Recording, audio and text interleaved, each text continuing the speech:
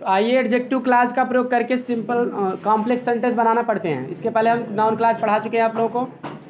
चलिए adjective class देखते हैं। किताब से वाक्य और एग्जाम्पल दोनों आप देखेंगे, उसके रूल्स भी देखेंगे प्लस एग्जाम्पल्स भी देखेंगे। यदि एक वाक्य के अंतर्गत आए हुए नाउन या प्रोनाउन के लिए दूसरे वाक्य में कोई बात कही गई है तो दूसरे वाक्य को एडजेक्टिव क्लास बना देते हैं। ध्यान से सुनिए, पहले रूल समझिए किताब के अनुसार और एग्जाम्पल देखिए, तभी आप एक्सरसाइज कर पाओगे, नहीं तो नहीं कर पाओगे। कहा क्या जा रहा है कि एडजेक्टिव क्लास के बारे में बताया। एडजेक्टिव क्लास किसे कहते हैं, ध्यान से सुनिए। एडजेक्टिव क्लास वह सभी कार्य करता है जो एक एडजेक्टिव करता है। और एडजेक्टिव का काम क्या होता है, किसी नाउन या प्रोनाउन की विशेषता बतलाना। तो सीधी सी बात है, ये किसी नाउन या प्रोनाउन की विशेषता बतलाएगा, ठीक।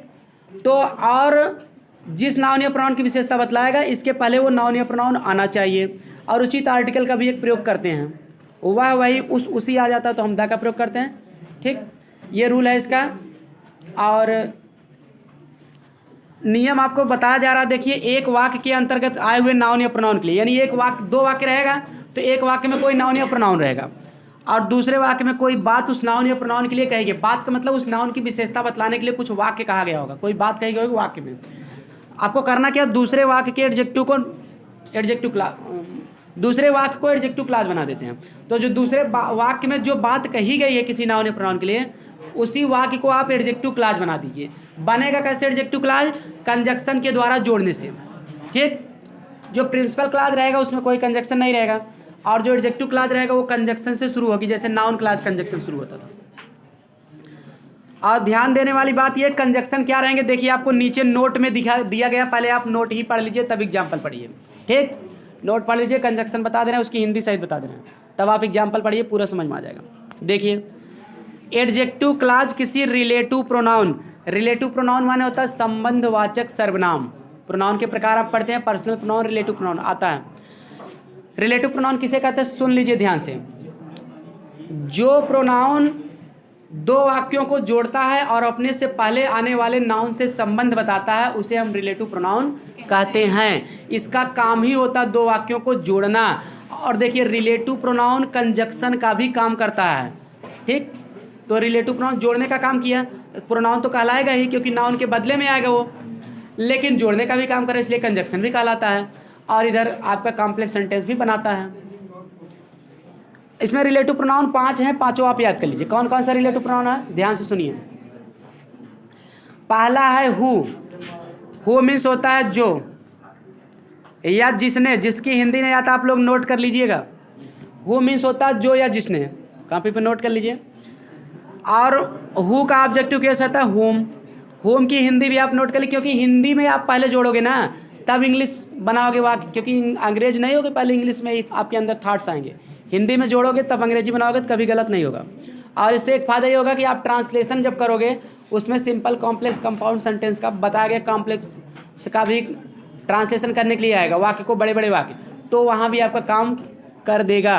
अगर आप जल्दी पढ़ना चाहते हो ट्रांसलेशन के चैप्टर में इसको हिंदी सहित आप पढ़ भी सकते हो, वाक्य सहित, आपको और स्पीड बढ़ जाएगी। तो हुम माने होगा जिसे या जिसको, जिसे या जिसको जोड़ने पे आ रहा है तो हुम लगा देना, ध्यान से सुनिएगा। और हुज कब लगाओगे, हुज तब लगाओगे जब हिंदी वाक्य में जोड़ने पर जिसका शब्द आएगा या जिसकी आ जाएगा या जिसके आ जाएगा, ठीक। जैसे जोड़ने पे आ जाता है, जैसे कहना कि मैं उस लड़के से मिला, ठीक, जिसकी माँ मर गई है, ठीक, या जिसके भाई नहीं हैं, जिसको तुमने कल किताब दिया था, इस तरह से कुछ भी आएगा, ठीक। तो आप उसी हिसाब से जिसको आ रहा तो हुम लगा दो, जिसका आ रहा या जिसकी आ रहा तो हुज लगा दो, ठीक। और हुम माने जिसको या जिसे, और हुज माने जिसका, जिसकी या जिसके आएगा, को नहीं आएगा, जिसका, जिसकी, जिसके, जिसके भाई, जिसकी बहन, ठीक है, जिसका पुत्र, ऐसे आएगा तो हुज लगाना है, ठीक। अभी वाक्य हम समझाएंगे तो पूरा टोटली समझ में आ जाएगा, अभी सुनते रहो बस ध्यान से। और उसके बाद हुज कब लगेगा, विच माने होगा जो या जो की, विच का हिंदी लिखोगे क्या, जो या जो की। जैसे कहना है मैं, यह वही किताब है जो मैंने तुम्हें दिया था, जो कि मैं खरीदा था, ऐसे भी कर सकते हो। जो या जो कि, इसकी अंग्रेजी होता है हु, विच। और दैट माने भी होता है जो या जो कि, लेकिन दैट किसी, दोनों में थोड़ा सा डिफरेंस है। विच कब लगेगा? विच किसी वस्तु के लिए भी लगता है, सिलेक्शन का भाव प्रकट करने के लिए, जानवर के लिए भी लगता है। ठीक, अगर जानवर रहेगा जैसे कुत्ता है, घोड़ा है, तो हमेशा विच ही लगता है। ठीक, वस्तु के लिए भी लगता है, जानवर के लिए भी लगता है विच। और दैट कब लगता है उसको भी सुन लीजिए। दैट तो वस्तु के लिए लगता है, बात के लिए भी लगता है। ठीक, दैट वस्तु और बात दोनों के लिए लग जाता है, कोई भी वस्तु के लिए लग जाता है। विच और दैट में यही अंतर है, विच दैट दोनों वस्तु के लिए लग सकता है, लेकिन विच जानवर के लिए लगता है, दैट जानवर के लिए नहीं लगता। ठीक, इसका डिटेल रूल अभी आप सिंटैक्स में भी पढ़ोगे, कहाँ कहाँ ये कंजक्शन लगते हैं, वहाँ भी मिस्टेक दूर करने के लिए इसका रूल्स दिया गया है। आगे देखिए, तो अब देखिए 5 कंजक्शन बता दिए गए, रिलेटिव प्रोनाउन है, पांचों के कहाँ प्रयोग होता है उसको भी हम बता दें, एक बार फिर से बता दे रहे, ध्यान से सुनिए। हु, हुम, हुज, ये 3 जो है ये हमेशा व्यक्ति के लिए लगते हैं। किसके लिए लगते हैं? व्यक्ति के लिए लगेंगे। हु, हुम, हुज। कन्फ्यूज आप हो जाओगे, हु माने भी जो होता है, दैट और विच माने भी जो या जो की होता है, तो इसलिए आप गड़बड़ हो जाओगे, कन्फ्यूज हो जाओगे, इसलिए मैं बता दे रहा हूँ, नोट कर लेना शॉर्टकट में। हु, हुम, हुज का प्रयोग किसके लिए लगेगा? व्यक्ति के लिए लगेगा। और हु सब्जेक्टिव केस है, हुम ऑब्जेक्टिव केस है, हुज पजेसिव केस है। पजेसिव केस का मतलब इसके साथ नाउन जरूर आता है, और ऑब्जेक्टिव केस का मतलब इसके साथ ऑब्जेक्ट नहीं आएगा, जो ऑब्जेक्ट रहेगा उसी के बदले में हुम आएगा। अभी वाक्य हम बताएंगे तो कन्फर्म इसको अच्छे से हम एक्सप्लेन करेंगे। और विच और दैट दोनों वस्तु के लिए लग सकते हैं, लेकिन विच जानवर के लिए भी लगता है। ये बात आपको ध्यान देना, जानवर के लिए विच ही लगाना है, और वस्तु के लिए दोनों में से चाहे जो लगा सकते हो।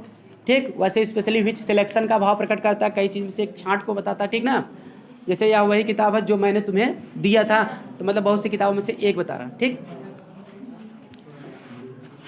अब देखिए आगे है, अथवा किसी शब्दों, हाँ ये कह रहे हैं कि ये पांचों कंजक्शन अथवा किसी रिलेटिव एडवर्ब, ये 5 कंजक्शन जो है रिलेटिव एडवर्ब होते हैं। रिलेटिव एडवर्ब भी कंजक्शन का काम करते हैं। रिलेटिव एडवर्ब किसे कहते हैं? संबंधवाचक क्रिया विशेषण। तो संबंधवाचक क्रिया विशेषण भी क्या करते हैं? 2 वाक्य को जोड़ते हैं और अपने से पहले आने वाले नाउन से क्या करते हैं? संबंध को बताते हैं। ये केवल संबंध बताते हैं, विशेषता नहीं बताते हैं। तो अब बात क्या है कि एडवर्ब और एडजेक्टिव में अंतर क्या है? एडजेक्टिव तो नाउन प्रोनाउन को क्वालिफाई करेगा, लेकिन एडवर्ब जो है नाउन प्रोनाउन को क्वालिफाई नहीं करेगा। वो नाउन प्रोनाउन इंटरजेक्शन को छोड़कर किसी को भी क्वालिफाई कर सकता है और पूरे सेंटेंस को भी क्वालिफाई कर सकता है।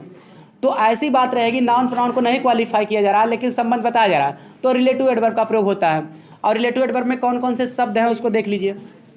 4 इसमें स्पेशली हैं, चारों शब्द कंजक्शन का काम करते हैं। हाउ, हाउ माने होता है जिस प्रकार या जैसे। ठीक है ना, हाउ माने जिस प्रकार, ये तरीका बताता है, ढंग बताता है। जब कोई ढंग की बात की जाएगा, जैसे एडवर्ब आप पढ़ोगे तो एडवर्ब 9 प्रकार के बताए जाते हैं। समय, स्थान, ढंग, कारण, परिणाम, यानी कि time, place, reason, comparison, manner, contrast, condition, purpose, effect इत्यादि चीज़ें होती हैं। ठीक, ये आप एडवर्ब क्लास में अभी पढ़ोगे आगे डिटेल में। ठीक, तो वस्तु की और व्यक्ति की बात नहीं रहेगी, तो जो बचेंगे उनको बताने के लिए, संबंध बताने के लिए एडवर्ब क्लास की जरूरत पड़ती है। हाउ लगेगा जैसे कोई ढंग या तरीका बताना होगा, मेथड हुआ। ठीक, ये सब। अब देखिए वाई कब लगेगा? वाई माने होगा जिसके कारण, क्योंकि आपको बताया जा रहा है जा से शुरू होगा एडजेक्टिव क्लास के कंजक्शन, तो वाई माने क्यों नहीं कहोगे, जिसके कारण कहोगे तभी जाएगा। रीजन के लिए, काज के लिए लगेगा ये। वेन माने होता जब, कब नहीं होगा, जब होगा, क्योंकि कब तो नाउन क्लास में होता था, यहाँ जैसे कंजक्शन शुरू होगा। समय के लिए लगेगा ये, टाइम की बात की जाएगा तो। वेयर माने होता जहाँ होगा, यहाँ कहाँ नहीं होगा, इतना ध्यान देना। जहाँ मतलब इसके पहले कोई स्थान रहेगा। ठीक, तो सभी कंजक्शन का ओवरऑल आपको यूज भी बता दिए कहाँ लगेगा।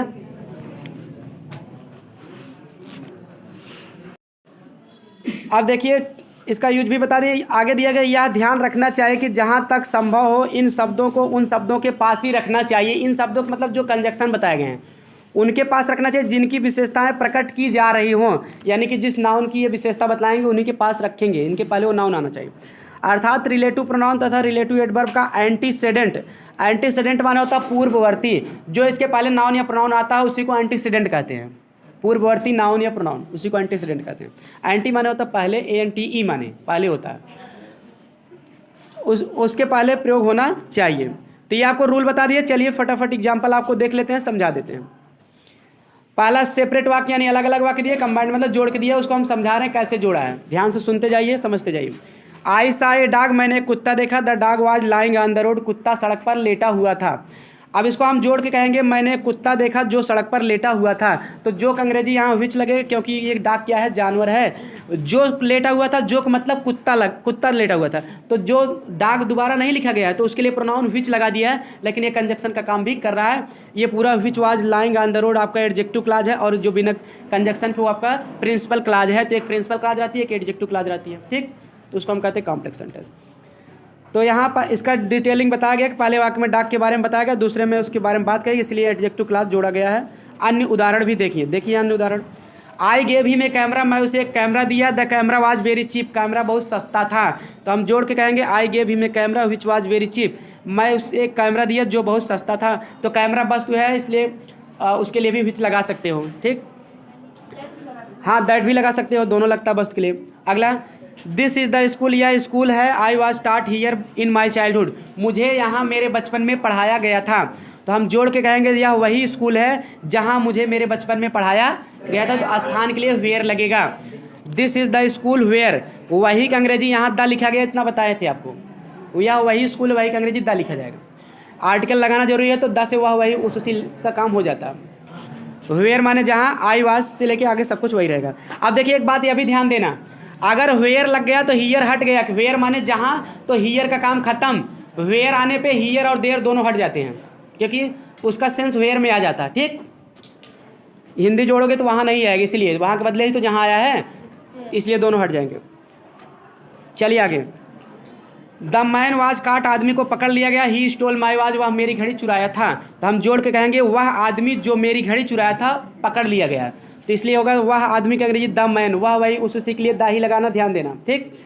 हु स्टोल माई वाच, जो मेरी घड़ी चुराया था। वाज काट, उसे पकड़ लिया गया। तो यहाँ देखिए द मैन प्रिंसिपल क्लास का सब्जेक्ट है, उसके बाद बीच में आपका एडजेक्टिव क्लास आया है, फिर प्रिंसिपल क्लास का वर्ब और ऑब्जेक्ट आया है। क्यों यहाँ हु लगा दिया गया मैन के तुरंत बाद, काट के बाद नहीं लगाया गया? क्योंकि काट के बाद लगाते तो वाक्य गलत हो जाता है। कंजक्शन से पहले वह नाउन भी आना जरूरी है, तो इसलिए हु के पहले तो मैन आना जरूरी था, काट के पहले बाद लगाते तो गलत हो जाता, इसीलिए। क्लियर हो गया? आगे तो ऐसी बात रहती तो हम तुरंत उसके बाद नाउन क्लास बीच में घुसा देते हैं, बाद में वर्ब लिखते हैं, ठीक। चलिए आगे। चौथा है he was weeping at weeping for some reason, वह कुछ कारण से रो रहा था या किसी कारण से रो रहा था। सम्मान कोई या किसी कुछ। Nobody knows the reason, कोई आदमी कारण नहीं जानता है, तो कारण के लिए वाई लगता है, वाई से जोड़ा जाएगा। देखिए कैसे, nobody knew the reason, कोई आदमी कारण उस कारण को नहीं जानता। द माने उस, कोई आदमी उस कारण को नहीं जानता था। वाई माने होता है जिसके कारण, इसकी हिंदी हम लिखवाए हैं जिसके कारण। ही वाज वीपिंग, वह रो रहा था। कोई आदमी उस कारण को नहीं जानता जिसके कारण वह रो रहा था। तो वाई के पहले देखिए रीजन लगा है ना, एंटीसीडेंट उसका है। फिर से एक बार समझ लीजिए सब में एंटीसीडेंट क्या है। और इसके तीसरे में हु पहले मैन एंटीसीडेंट है, और दूसरे में वेयर पहले स्कूल एंटीसीडेंट है। कैमरा, विच के पहले कैमरा है, और डाक के पहले वाले वाक्य में विच के पहले, हाँ सॉरी, डाक के पहले जो डाक नहीं, विच के पहले डाग है, ठीक। तो इस तरह से कंजक्शन के पहले नाउन आना चाहिए, और सभी के पहले आपका आर्टिकल भी है। पहले में ए है तो द नहीं लगेगा, नहीं तो द लग जाएगा जहाँ ए एन नहीं रहेगा, ठीक। उसका हिंदी हुआ वही उसी आ जाएगा। आई होप आप सभी को पूरा समझ में आ गया होगा, कोई दिक्कत नहीं होगी। कोई भी दिक्कत होगी तो आप बाद में पूछ सकते हैं अगली क्लास में। और एक्सरसाइज आप लोग कर लीजिएगा, जो नहीं आएगा बता दिया जाएगा। आगे कल आपको एडवर्ब क्लास पढ़ाया जाएगा। मिलते हैं नेक्स्ट क्लास में।